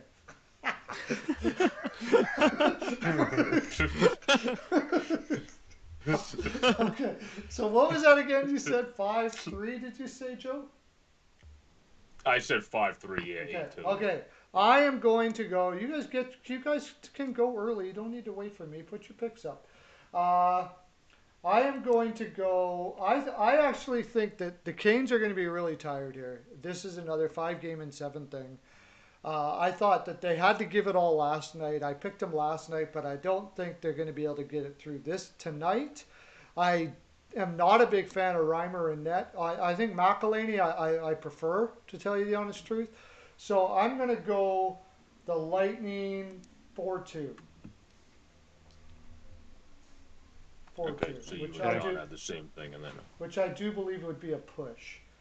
Okay, Jack, you guys tell me so I can write it down here. CL said what? No, nobody. The Jacket. Jacket says Carolina 4-3. Carolina 4-3 because he said car 4-3. 4-3. Yep. Yeah. Avatar. 5-3 Tampa. Tampa 5-3. Yep. And I don't know if HN or if anybody else is in here now. Okay, we got to go to the next game. So you guys can put it down there and I'll try to multitask, but you're asking a lot. Oh, CL. CL, Lightning, We're 1 lately. 4-1. And hey, Ulysses, how you doing? You can try to put your picks in, buddy, but we've already got going here, so. But we still need hockey news reports to put his stuff in there. Let's go to the next game, though. What do we got next, guys? Dallas, Florida. Dallas, Florida. Okay. Go ahead, John. What do you got for this? Let's see. The Panthers just lost to Florida or to Dallas last night. I don't see the Panthers losing 2 games in a row. They're too good for that. And Dallas hasn't been overly impressive this season. Hudobin had a huge game, but Dallas got completely outplayed by Florida. If Florida outplays them again, I think the Panthers will actually win this one. So I'm gonna say Florida 4-2 over Dallas tonight. Florida 4-2-2. Okay, Bobrovsky and your buddy there, Ottinger in net. Joe, what do you got for this one? I think just because of Florida being able to somehow, when Bob has played not as good, be able to score and outscore the opponent. They could have done that if Hudobin didn't play like an absolute madman yesterday. So I think they're going to be able to capitalize. Ottinger's going to make them some key saves and great saves like he always does, but for some reason, at times, I still see the Stars leave him out to dry. Where I feel like against Florida, just like they did yesterday, that's going to happen again. And there's plays that a young goaltender, in his position now, are just not going to be able to get to, and just some cases can't get to. Where that's the case for the Stars. Adobin somehow made miraculous saves yesterday. I see Ottinger make a couple already this season, but I feel like they're going to get torched again, and their defense is not going to be able to be held up again, and that's what's going to become the deciding factor. So I would say probably 5-2 Florida, because they should have had a good lead yesterday, but they weren't able to score on Adobin, who was playing like a madman. Okay. I think Florida's playing 5 games in 7, and they gave it all last night. They outplayed Dallas and they lost. I think that Dallas is going to come back and win again in this one. They should. If they don't, there's a problem, I believe. I'm taking Dallas, and I'm going to say 3-2. I think it's going to be a lower scoring game. 3-2 for Dallas. Ulysses, you got to give your score, not just the ML. You need to score. You need to score, Ulysses. And we still need CL. We need a few other people here to put their picks in for this one. Florida 4-2 for Jacket. Jacket 4-2. Yeah. I can't put the rest of your picks in, Ulysses, because you got to be here on time. Florida 4-2. 3-2 Panthers by CL. And Ulysses is playing his own game. CL is 3-2 Panthers. Yeah. Florida 3-2, and I guess Hockey News Reports, who was waiting this whole time for it, has gone off onto other lands, I'm afraid. So, but he got one pick in anyways. Maybe that's the only pick he wanted to get in. What are we doing next then, guys? Blackhawks, Blue Jackets. Yep. Blackhawks versus Blue Jackets. Yes. They played quite an interesting game the other night, 6-5 in a shootout, which is actually the second. That was their second 6-5. The second 6-5 game between these two teams this season. Wow. So, I feel, I don't know, this is all gut, but I'm feeling Blue Jackets tonight. But I feel like it might be another pretty high-scoring game. Although, outside of those two 6-5 games, the other games that they played were all pretty low scoring. There was a 2-1 game, a 3-1 game, and a 3-2 game. I don't know. I don't all my like every common sense thing that is going through my head makes me think that this would be like they just played a 6-5 game. Shouldn't it be another high scoring game, but I feel like maybe we're going to get the opposite. Yeah. I I don't know. I'm going to say Jackets 3-2. I think it goes down to a little bit less goals in this one. Okay. I don't know why. I just do. Yeah. I have the Sometimes it's same just a gut. score. Yeah. I have the same score. I just have the different team. It could be because the Blackhawks have been helping my checkbook heavily this year, and I really appreciate you for it. Thank you, Chicago. But every time I tend to bet on them, they tend to help me out. Where these have been high scoring games. I just think that unlike the last 2 out of 3, it will be low scoring. 2 out of the 3 were 6-5. The other was 3-2, and I think it'll be another 3-2 victory for the Hawks. This time in regulation, though, unlike overtime in last game, Yeah. Okay. which was a 3-2. Last 3-2 victory was in OT. I think that was when maybe Suter scored. That could have been that Suter goal, if I'm not mistaken. I can't remember exactly. I got the Jackets to win as well, and that's kind of on a gut too. Also, Werenski's back, but That's huge. yeah, I think it's going to be 4-3. Mostly 'cause Corpusalo's in net. I believe they're going with Subban, which kind of worries me. But I'm sort of like you on that. I'm kind of voodoo on it. I don't know exactly who. So who do we got here? We got NHNR's back again with the 8-7 Hawks. 8-7 Hawks. Yeah. That would be sick. H, Ulysses That has would be a Ulysses game. put one in, but he's put all the scores for all the other games in too. I can't. Uh, what did he say? I thought he put it. He put Columbus 5-4. Right. Jackets 4-3 is CL. I'm assuming JJ's means Jackets 5-2. Yeah, Yeah. obviously by Jacket. I don't know why that's an CL puts abbreviation, but Jackets 5-2. no. Jacket put Jackets Oh, 5-2. He put Ja- JJ's 5-2. That okay. has Jackets put that. What did CL put? 4-3 Jackets. CL put Jackets 4-3, same as me. Okay. Okay, let's go to the next game. Calgary, Ottawa. Yeah. Let's see. This is tough. Calgary's on the road, second game, back-to-back nights. They just played the Leafs. Been low-scoring games recently, but Riddick's played 3 straight now. I think he's going to play again tonight. Goalie playing 2 games back-to-back. That's tough on Riddick. This is tough. Ottawa's been playing better recently. Ottawa's been scoring too, but Riddick's been so hot. It's tough to bet against a hot goaltender, but then it's tough to bet for a tired goaltender. So I feel like this game could really go either way. Flames definitely want to get back above 500. So I'm going to say Calgary 3-2 in this one. Calgary 3-2. Okay, Joe. Um, this is a tough game just due to the simple fact of the Senators have showed more fight in certain Mm-hmm. games than even I fully expected them with youngsters that they have to show. And Rittich has already been confirmed according to the one thing I'm looking at, but he's performed better lately.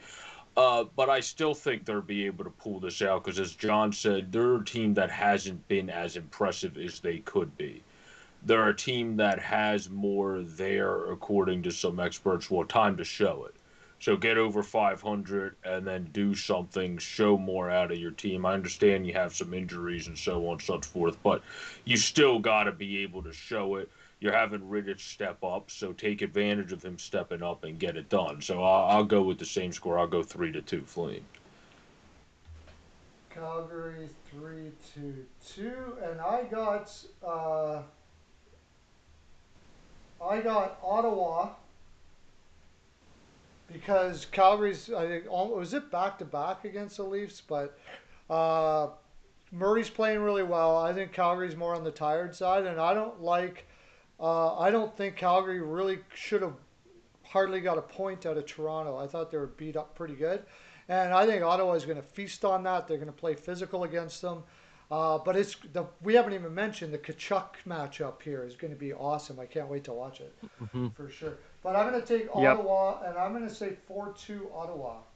So what do we got? Hockey news reports.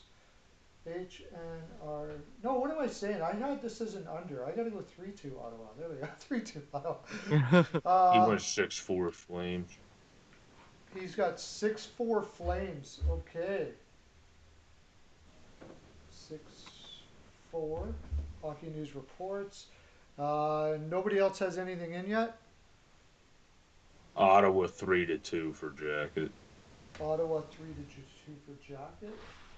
Same as mine. Avatar. 2-0 Sens. Ooh, that's a nice one. Yeah, for sure. Murray gets the shutout there. I could see it. I could see that being a 1-0 game. Okay, next game, Yeah. guys. Devils Sabres. Oh my gosh, how many games do we got here? Quite a few. Oh. There's a lot of games tonight. Oh my gosh. Yeah, we should probably just give the scores at this point rather than giving any breakdown, I guess. Yeah, don't get Yeah. breakdowns anymore because we got to get going. I guess I need to do this as a full hour slot when we got this many games. I haven't did it with so many people before. Okay, Devils versus Sabres. Sabres 3-1. Sabres. I'll go with the. 3-1. Okay, Joe. I'm gonna also go with the Sabres. I'm a little bit closer though. I would go 2-1 on the score. Sabres 2-1. Yeah, I feel like it'll be a low-scoring game Pearlo, for some reason. I will go. I gotta lean the Sabres here too. I just like their. But I'm gonna say. That it's a shutout. I'm gonna take the Sabres 2-0. I like the way Allmark has been playing. Okay, what do we got? Oh, CL has the Flames 4-0. Predators. You guys got to fill it in. Okay, go ahead. Go to the next game because they're taking too long. You guys got to fill it in fast. Preds Red Wings. Yeah, Preds Red Wings is next game. Yeah. Red Wings 3-2. I'm gonna take Predators 4-2 because I think Rene's gonna have a solid game. So Predators 4-2. Predators 4-2. I'm going to take. I hope you're wrong because I got the under on that.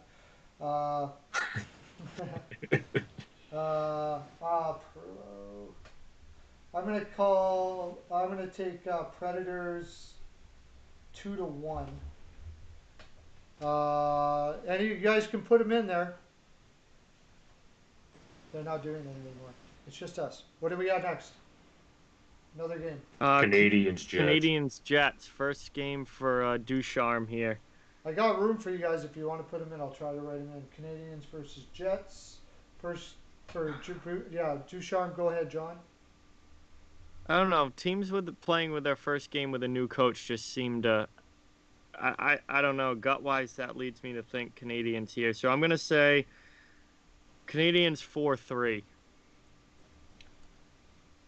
Okay, I'm going to agree with Hockey News and go with the Canadians 3-2. I think it'll be a close game, and I think they're going to have to show some signs. That's what should bring some spunk and extra energy when you have a new head coach that has coached some of the guys when they were younger as well. So that should bring an extra spark to the team. Sabres are up here. Jacket. Holy smokes, you're kidding me. Sabres 4-3. Okay, you got 3-2, Joe? Canadians 3-2? Yes, yeah. I rolled with Hockey News. Hockey News has 3-2 halves also. I'm gonna go. Pearlo's gonna go the Jets 3-2, Okay. and Avatar has Sabres 4-2. Okay, you guys got to put them down quick because we don't have time. Go to the next game, guys. Edmonton Canucks. This is the Yeah, this is last the one. last game. Edmonton Yep. Canucks. Okay. Edmonton. Keep on putting them in. I'll try to fill them out after everybody's gone. And versus Canucks. Oilers have been red hot. This should be a high scoring game. They've been at least 7 goals every time they've played this year. I'm gonna say Oilers 5-3 over the Canucks. Oilers 5 to Yeah, I'll 3. go. I would go 6-3, just because the Oilers have been on all cylinders scoring. The Canucks have not impressed me very much defensively. Hmm. So I think they're going to be able to get six against them, and the most Vancouver will score is they haven't impressed me as much as they could. Okay, Offensively, not that I'm they. going the Oilers 7-2. Oh, Damn. I, Okay. that's just me being really mad at the Canucks for making me look foolish for taking them first in the North, yeah. and being an Oilers Yeah, I fan ain't on top of too it. happy with them either. Okay, so that's all of them. You guys So keep that on didn't work putting it out up there. I'll write well. down all of them after, but I gotta get these guys off here because they got things to do. They're not like me. They got like stuff that they do other than hockey. They're weird that way. Uh, that's our full 42%, boys and girls. That's all I have to give. But you guys keep on putting your picks in, and I'll write them in there. Thanks for coming in and enjoying this fine programming. John, John will be on tonight. You got to go check it out. Bruins. Yeah, Bruins. It is Yeah. Bruins. Bruins Isles. Bruins Bruins Islanders. Yeah, Islanders game. Joe, you got anything going on tonight? What do you got coming up, bud? You just did a great show. Uh, You just did a great show. Your all sports program, right? I did one on the Flyers reacting to yesterday's game. Then we did a great one with Steel with Jim Jackson involved in it for people that Oh want to check yeah, that out. check that Gonna out. doing some other stuff tonight. I'll do a reaction to some of the games, as well as I'm going to release some Phantom stuff soon. I only got to watch a handful of the AHL games since I was covering the NHL games. So during breaks, watching AHL hockey while at an NHL game. So, best of both worlds type thing, as I Hannah Montana would say.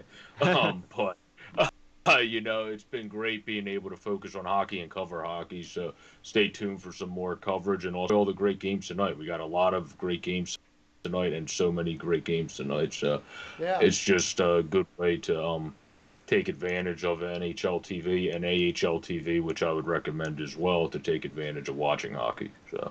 And everybody pay attention to steelflyers.com, All Sports Network. We've got some crazy cool Not even people set coming up on. yet. Watch Great. the website Watch that grow like a website grow. We skyscraper. got lots of people. The person, Yep. the ladies that you're working with this uh, right away here as well. What's their names again, John? Oh, Slapshot Sweethearts. Yeah, Megan Yeah. Shannon. Yeah. Yeah, Slapshot Sweethearts, they're amazing. Peyton and I are doing a live Saturday night for the Oilers Toronto game. That is going to be something. They have a Kachuk on their team, but yeah, we love to piss each other off.